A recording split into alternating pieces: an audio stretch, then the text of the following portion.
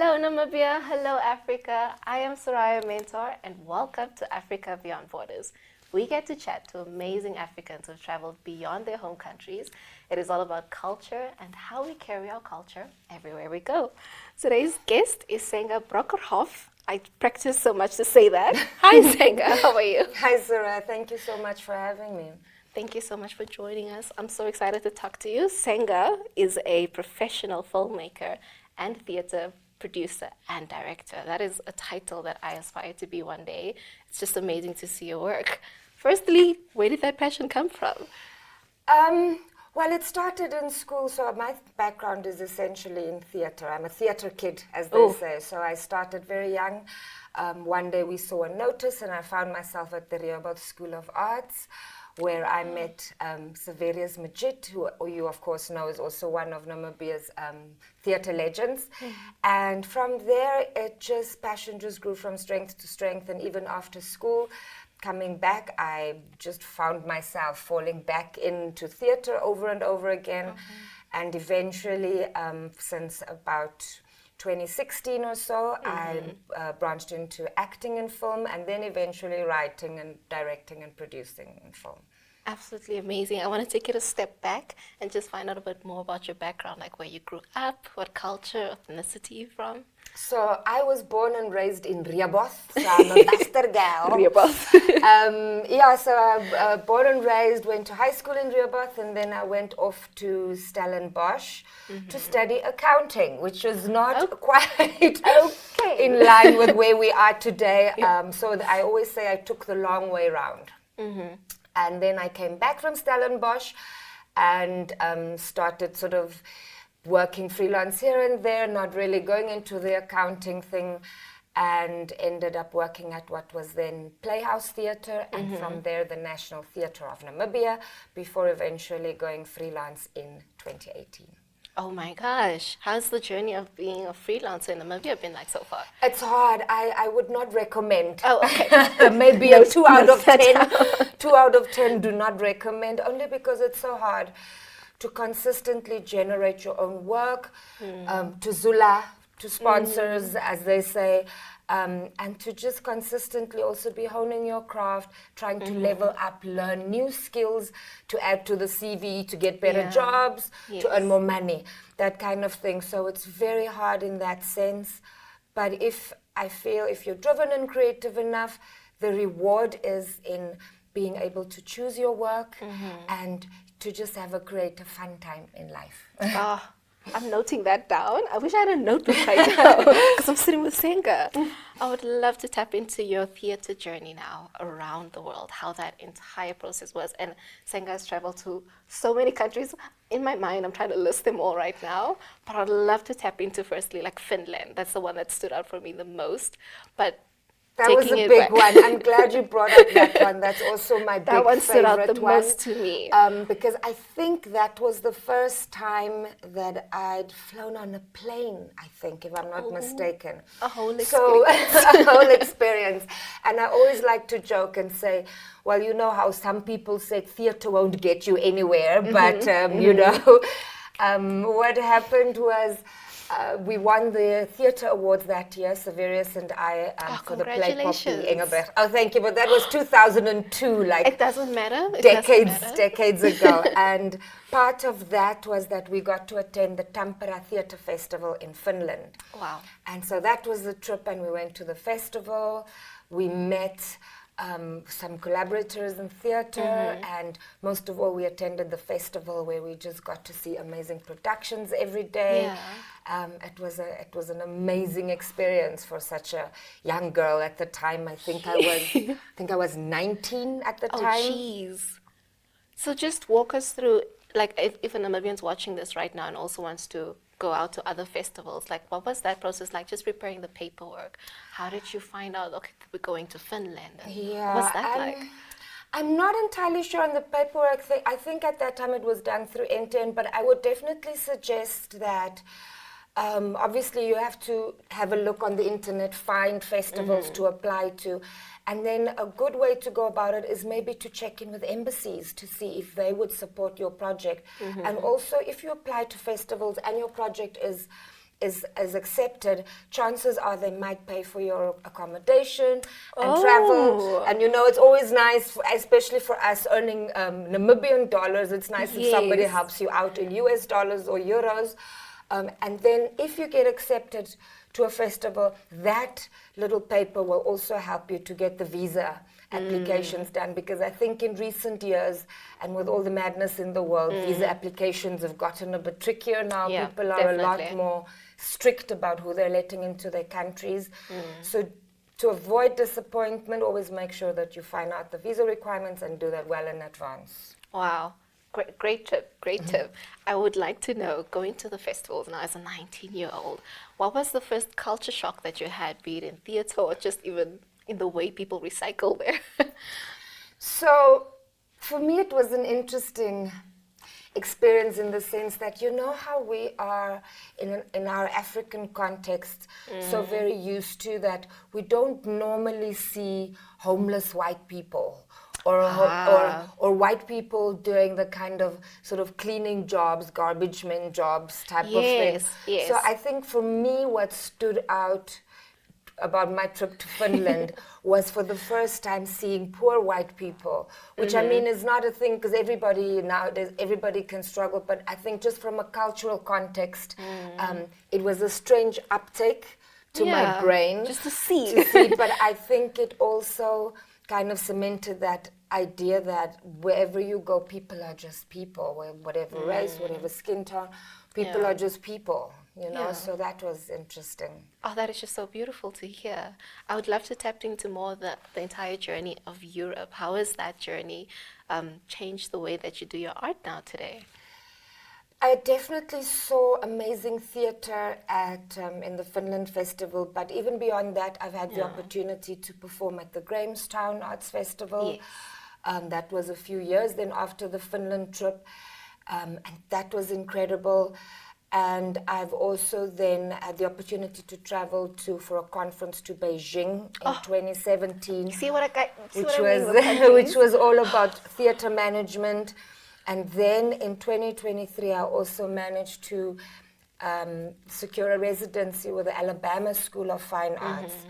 And having said all that, what I really love about these engagements and in these trips is you kind of feel united with a global theatre community. Because, I mean, we're here in our little country doing our little theatre with no money, struggle. And you go somewhere else and meet up with, say, other groups in Grahamstown, for example, and you notice their struggles, and so it's kind of it keeps you going. It's inspiring to go like, I'm not alone. Everybody else is out there still trying to create. And also on bigger platforms like the Tampere Theatre Festival, you get to see amazing, innovative work.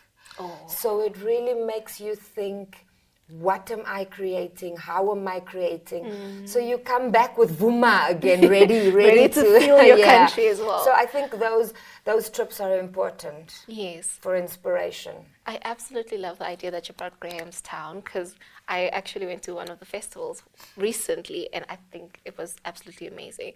I just want to hear your experience about it now that you were much older then.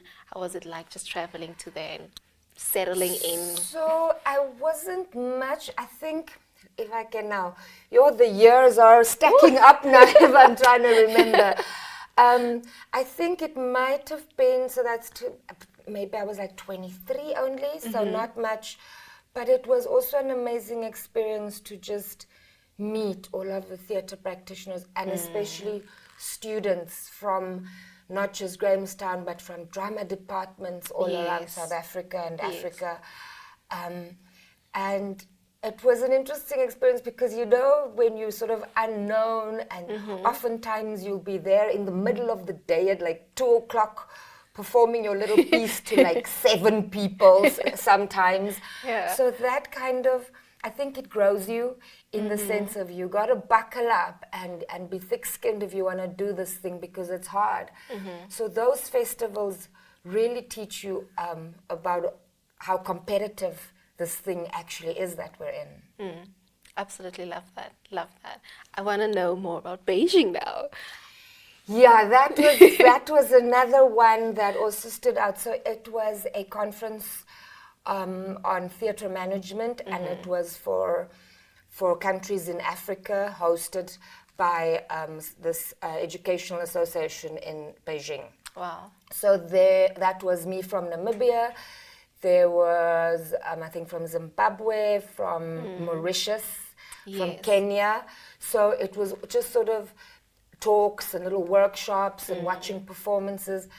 It was absolutely amazing. I think what they're doing there, and in terms of the sort of opera and the scale of the theaters and the work they Wow. produce, Yeah. is really awe-inspiring. Was there someone you met specifically in Beijing with so many countries coming together? Was there someone who struck a chord in you on just the experience they gave you? I think they were, it's hard, but it was also many years ago, so I'm not really remembering names now, but it was a really good mix of people, and everybody was sort of very jovial and very fun and outgoing. Yes. So, and I think what was important and what I learned in that trip is that often as Namibians we are very quick to complain about what the Arts Council is not doing and what the Film Commission is not, the government bodies that are supposed to support Yes. our arts. But then I discovered when I went there is that we take it for granted, because some of these countries do not even have a National Arts Council that puts out annual grants and funds productions and supports artists. Some of these countries don't even have that, and here we are out here complaining about the little that we do get. So that again taught me gratitude. That makes me so happy. Yes. That makes me so happy for our country. Absolutely amazing. Gratitude is where we should be at. Definitely, I definitely agree with that. I wanted to just, before we go on a break, hear your first experience going to Beijing now. Just, was there any culture shock experiences, like funny foods you tried? Absolutely. What was it like sitting in traffic? China is a mind trip, I tell you. It is just...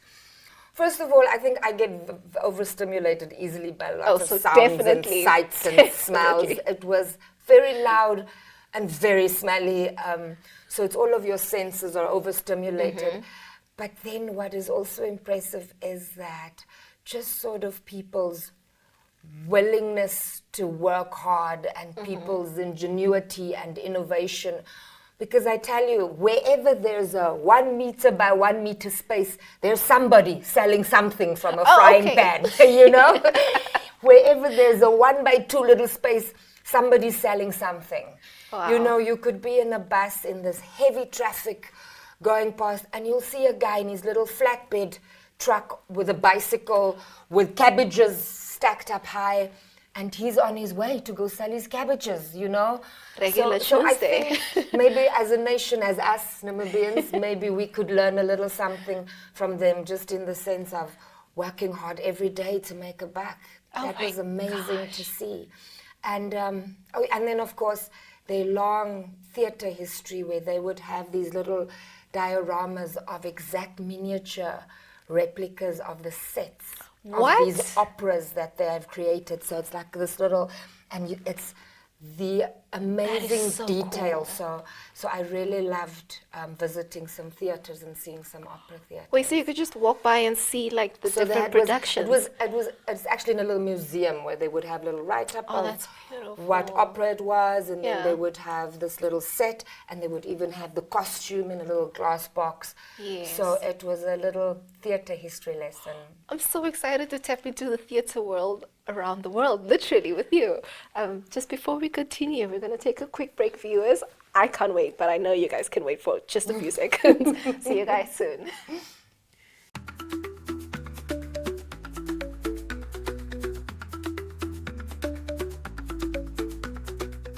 My name is Treasure Photography. I am doing photography in Katima Mulilo. And today we are in the festival, Zambezi Festival. Everything is going well, and we are happy to see a lot of people coming from different places, including myself. I'm coming from DRC, and we are happy to see other people from Botswana, Zimbabwe, and South Africa. just to participate on the festival. That is a good thing that we realize in this festival. My favorite pictures to take, especially the portrait, the portrait and the one that's, when you are wearing a culture, the clothes, the dress for culture, those pictures are coming nice as the way you can see. Yeah, we are doing the best. The nice part here, I think people are enjoying. People are enjoying fish. There's a different of kind of fish here. They are doing braai and whenever the way you want it to eat that fish, they will make it for you. Apart from fish, we have river front. You can see the view of the river. It looks nice. That is closer to Zambia, Sesheke. I think that is the good part of this festival here because it's near to the river. Yes.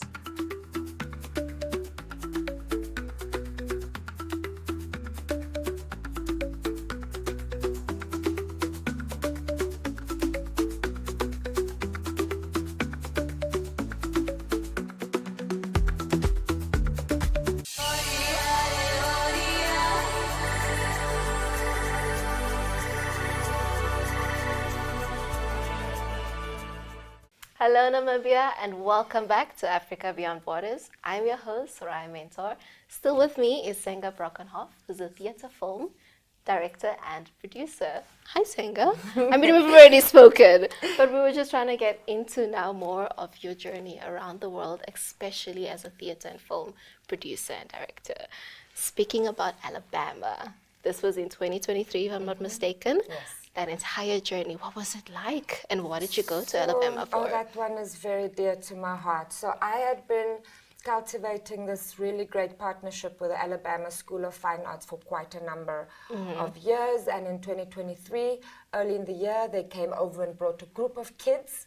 And we did a few collaborative projects here in Windhoek.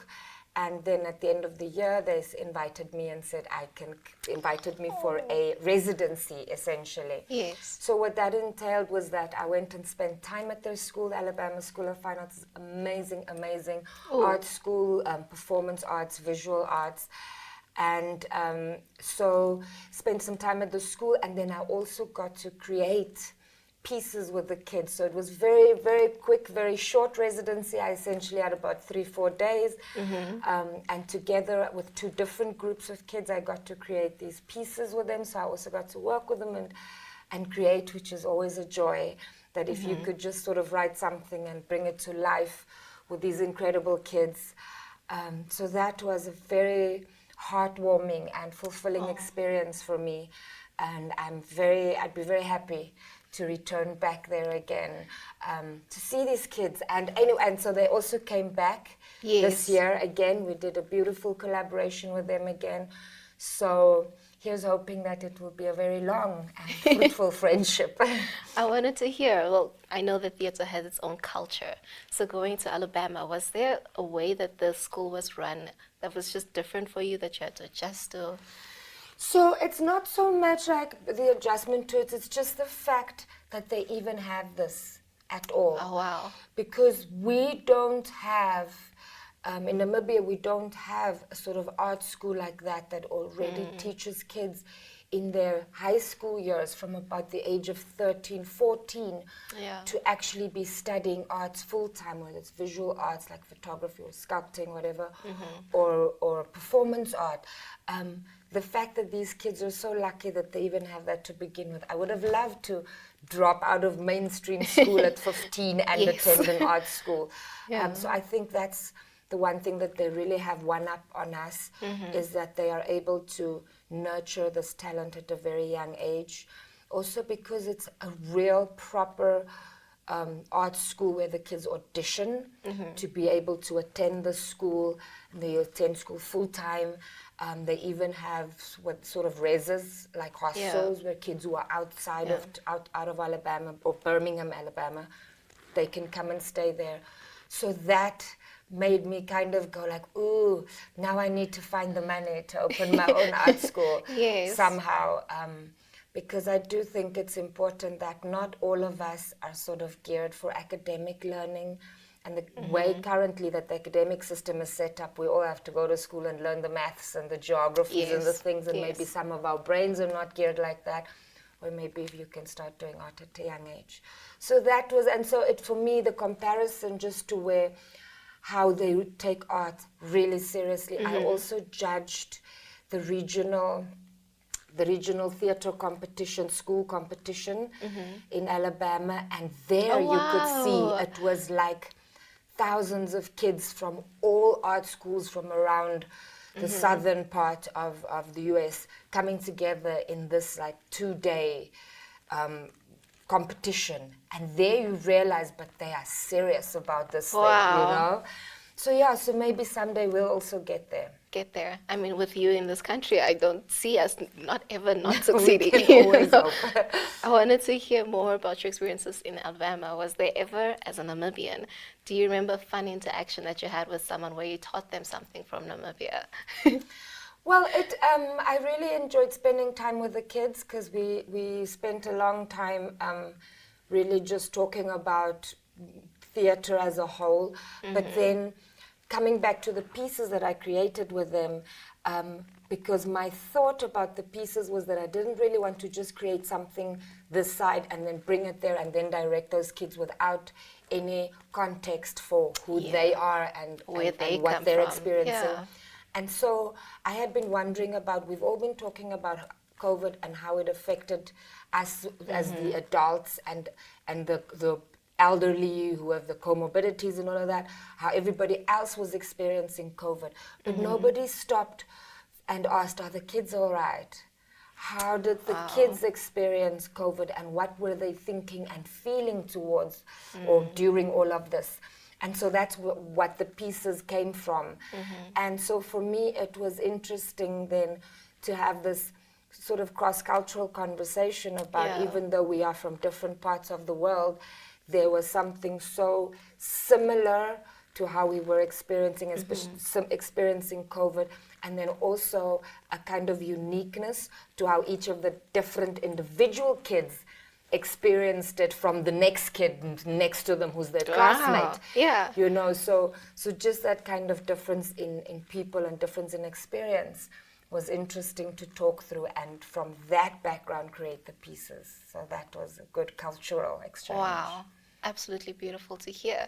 I'm very interested to find out when the Alabama kids came to Namibia, and it was just a clash of cultures together. Not rather a clash, but a merge. Melting pot, I like to say. What was that experience like, and seeing it? So what we did with their visit, I always like to do fun and interesting, challenging things. I also always like to kind of throw people in a little bit in the deep end, but also in a sense where they can challenge their preconceived ideas and maybe share new ideas with each other. So what we created was a program called Flash Fry, where they essentially only had 2 or 3 days, 2 days to create theater pieces together, meaning 15 kids from Alabama and 15 kids from Namibia. They were put into groups, and together they had to brainstorm these pieces. So cool. So the idea was that they had to talk to each other, find common ground, find differences, create the drama, create the comedy, or whatever is required of this piece, and then stage this piece. Excuse me. And I think it worked beautifully, because after the 2 days, there was friendships made. You could see from the pieces on stage that a lot of ideas had been exchanged. So overall, I would say that was a smashing success. It sounds like a smashing success itself. As a traveler, and to the fellow Namibians watching, what's a tip you'd like to give them, just general, for traveling, to what you've learned? So I always find that, you know, it's so easy in your normal life to just settle into a comfort zone of who you are, what you like, what you don't like. You know how we are like, oh no, I don't like to eat these things. Yeah. I don't like to this thing and that thing. But I also found we once did a very cheap trip through Europe, and for me, I thought that you should never let your comfort zone rob you of a great experience. Meaning to say that you shouldn't be, oh, I don't want to try that thing. Maybe it's weird, it's new, it challenges your brain and how it tastes or whatever, but maybe it's interesting and you like it and you've learned to eat something new. Or even just, and if you travel, maybe within safety, within reasonable safety, not always try to do so much the touristy hotspots, but find out where the locals have a good time and where the locals eat. You know, if you see a restaurant that's bustling with locals, then you know the food is good there, and that's where you should eat. And that's also where you will meet the most interesting people. Oh, absolutely love that. I don't want to let you go, but I just, now that you mentioned, like, go try the locals, do you have, like, the one experience that you remember was absolutely fun? Oh, I'm thinking.